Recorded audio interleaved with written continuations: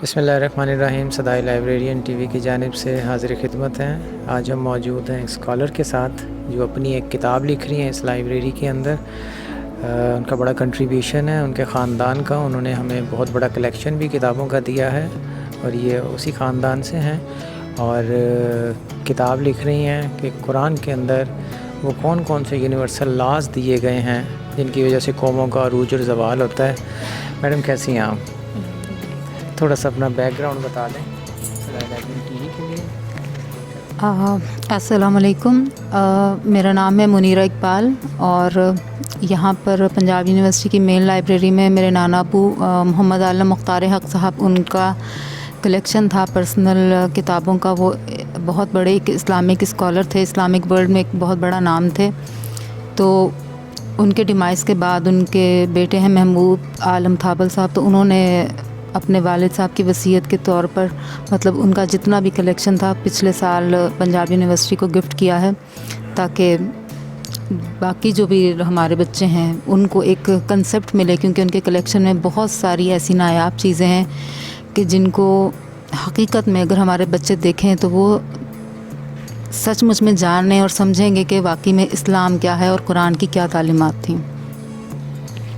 Madam اسی حوالے سے آپ سے سوال کرتے ہیں کہ اقبال نے بھی یہی کہا ہے کہ جو ہے میں قرآن اور حدیث سے ہٹ کے کوئی شاعری نہیں کی, میری کوئی تھاٹس ان سے ہٹ کے نہیں ہے. اگرچہ انہوں نے مشرق کو بھی پڑھا مغرب کو بھی پڑھا لیکن یونیورسل لاز دیے. ان کی جو شاعری آج تک زندہ ہے وہ اسی وجہ سے زندہ ہے کہ جو انہوں نے وہ یونیورسل لاز کی بات کی ہے جن سے قوموں کو عروج اور زوال ملتا ہے. تو آپ کا بھی تقریباً کتاب کا موضوع یہی ہے, تو آپ تھوڑا سا اس پہ روشنی ڈالیں کہ جو ہے نا اس قوم کو آگے جانے کے لیے کن کن یونیورسل لاز کی ضرورت ہے. ان مسائل کی طرف تھوڑی سی نشاندہی کر دیں, پھر ان کا حل بھی پیش کر دیں. قرآن سے پیش کرنا ہے, اقبال سے پیش کرنا ہے, یہ آپ کے اوپر ڈیپینڈ کرتا ہے.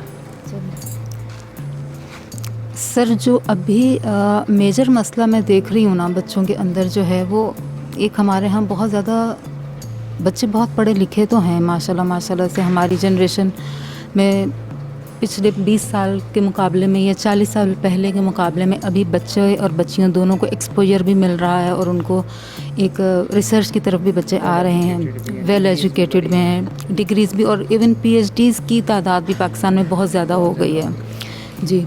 اور پھر بھی ایک تو وہ پوائنٹ بالکل الگ ہے کہ وہ امپلائڈ ہیں کہ ان امپلائڈ ہیں, کیونکہ وہ کچھ ہماری اپنی بھی نااہلی ہے, کچھ اب گورنمنٹ کو بھی لوگ بلیم کرتے ہیں, لیکن وہ ایک بالکل سیپریٹ لائن چلی جاتی ہے.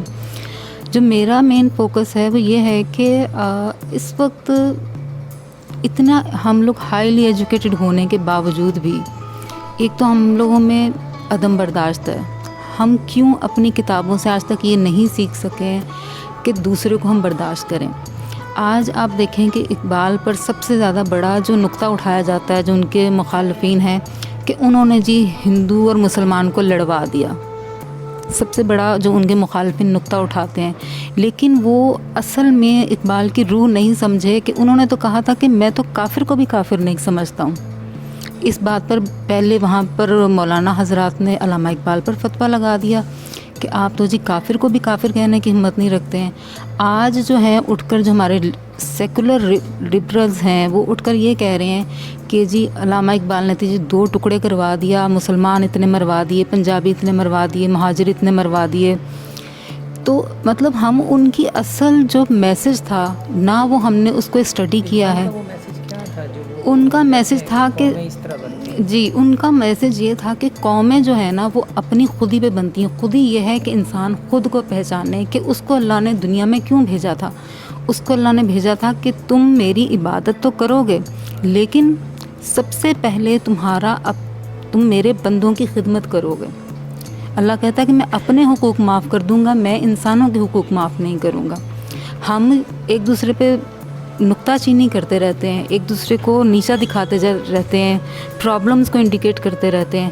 ہم نہ تو پرابلم کا سلوشن بتاتے ہیں, نہ ہم دوسرے کی نکتہ چینی کرتے ہوئے نہ ہم اس کو یہ کہتے ہیں کہ تمہارے اندر یہ غلطی ہے اس کو ایسے سدھار لو. اگر ہم کسی کو غلطی پوائنٹ آؤٹ کرتے بھی ہیں تو اس کو ہم اتنا ڈیگریڈنگ ٹون میں کر رہے ہوتے ہیں کہ وہ بندہ کہتا ہے کہ اچھا ٹھیک ہے جی میں غلط ہوں نا, مجھے رہنے تو میرے حال پہ چھوڑ دو. مطلب ہم اقبال کے میسج کو نہیں سمجھ پا رہے کہ وہ تو انسانیت کو بچانا چاہتے تھے نا. ہم ان کو جو ہے انسانیت کے خلافات ثابت کر رہے ہیں. تو یہ چیزیں مطلب کمپلیکیٹڈ تو لگتی ہیں، لیکن اگر پڑھا جائے اقبال کی کتنی ضرورت ہے، ان کو مزید بہت زیادہ ضرورت ہے، نصاب تک لانے کی. بہت زیادہ ضرورت ہے، 110% ضرورت ہے میرے خیال سے، کیونکہ اتنی مس انٹرپریٹیشنز ان کے بارے میں آ رہی ہیں اس وقت. علامہ اقبال کے بارے میں آپ سوشل میڈیا پر دیکھیے، ہمارے بچے بہت کم عمر ہیں، انگلش کے ناول سے دو چار لبرل قسم کی تھاٹ سے انسپائر ہو کر وہ اپنے جو بیسک پرنسپلز ہیں اسلام کے، ان کے ہی اگینسٹ جا رہے ہیں. آپ سے نماز پہ بحث کر رہے ہوں گے، آپ پہ روزے پہ بحث کر رہے ہوں گے، آپ کو قائد اعظم نظر آتی ہے. مجھے یہ بتائیں کہ میرے خیال سے اس طرف یہ جا رہا ہے، ہاں شاید نظام تعلیم کی بھی بالکل جی. Root causes, we have to talk about root causes. Root causes کیا ہے ہمارے کہ سب سے پہلے تو ہمارے گھروں کا وہ ماحول ہی نہیں رہا، کیونکہ پہلے ماں باپ ہوتے تھے، بچے کو ٹائم دے رہے ہوتے تھے، ان کو بتاتے تھے کہ کیا صحیح ہے کیا غلط ہے. آج اب کسی کے بچے کو ڈانٹ بھی دو نا تو وہ ماں باپ ہی کھڑے ہو جاتے ہیں. ٹیچر کو بھی یہ حق نہیں ہے کہ وہ بچے کو ڈانٹ دے. پہلے پیرنٹس جو تھے وہ کہتے تھے کھالو دھڑ دیں جی، ہمارا بچہ ہمارا نہیں، آپ کو ہم نے سونپ دیا، آپ نے اسے سکھانا ہے. ماں باپ خود بھی سکھاتے تھے، نظام تعلیم بھی سکھاتا تھا. ہاں چمڑی تمہاری ہے. کتابیں پڑھنے کا ایک رجحان ہوتا تھا گھر میں، بچے کو بات بات پہ 100 بار ٹوکا جاتا تھا.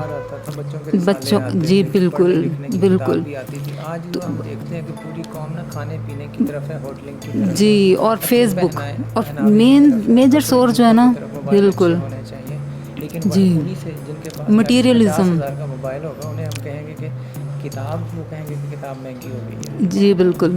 لیکن وہی جب 4 دوستوں کے ساتھ جا کے کسی کڑاہی کی دکان پہ بیٹھیں گے، ہاں پیزا پہ، فاسٹ فوڈ پہ، تو وہاں ان کا بل کتنا بنتا ہے اور اس کے مقابلے میں کتاب کی قیمت کتنی ہے. جی بالکل. پاؤں میں جو جوتے ہوں گے وہ ہزاروں کے ہوں گے. جی بالکل.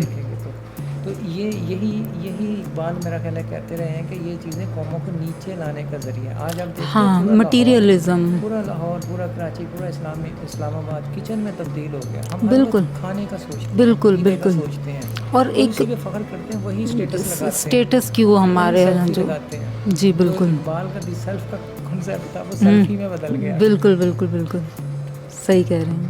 کچھ دی سیلف پہ بات کر رہے ہیں سر. سیلف یہ ہے کہ اللہ کہتا ہے کہ میں تمہاری شہرک سے بھی قریب ہوں.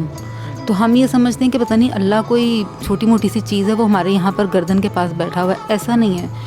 اللہ نے کہا کہ میں نے تمہارے انسٹنکٹ بیہیویئر میں رکھا کہ اگر میں پیغمبر نہیں بھی بھیجتا تو تمہیں پتہ ہے، تمہارے ضمیر کی آواز، تمہاری عقل ہے، تمہارا شعور ہے کہ صحیح کیا ہے غلط کیا ہے. یہ ہے کہ اللہ ہمارے شہر کے قریب ہے کہ جی شعور دیا ہے، دماغ دیا ہے کہ انالیسس کر سکے.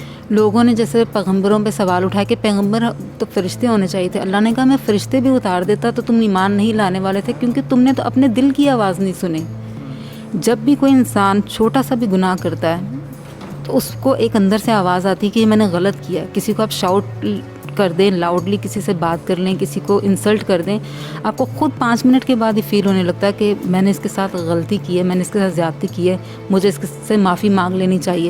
چاہے میں کہتی ہوں بندہ کتنی بھی بڑی سیٹ پہ بیٹھا ہو، لیکن پھر اس کی ایگو، اس کی سیلف رسپیکٹ ہرٹ ہونے لگتی ہے کہ میں اپنے سے چھوٹے سے معافی مانگوں گا، یہ تو مجھ سے عہدے میں چھوٹا ہے، یہ تو میرے اسٹیٹس سے کم ہے، میں اس سے معافی مانگوں گا. وہ شعر کہ ہو ہلکا یاراں تو بڑے شم کی طرح نرم، جی کو باتی رہتا فولاد ہے مومن. جی بالکل. وہ دوستوں میں بیٹھا ہے تو وہ دوستوں کی طرح ہے، غلاموں کی طرح ہے، بھائیوں کی طرح ہے. بالکل. جب وہ دشمن کے خلاف کھڑا ہے تو فولاد بن گیا ہے. دیوار کی طرح بالکل. ہٹنے کا حکم ہے، بالکل پیچھے ہٹنے کا حکم نہیں. بالکل. یعنی مومن کی بھی جو ہے نا مختلف خصوصیات ہیں کہ کس وقت میں اس نے کیا فیصلہ کرنا ہے. جی بالکل. جو ہے نا لے کے جانا. جی بالکل. بہت شکریہ.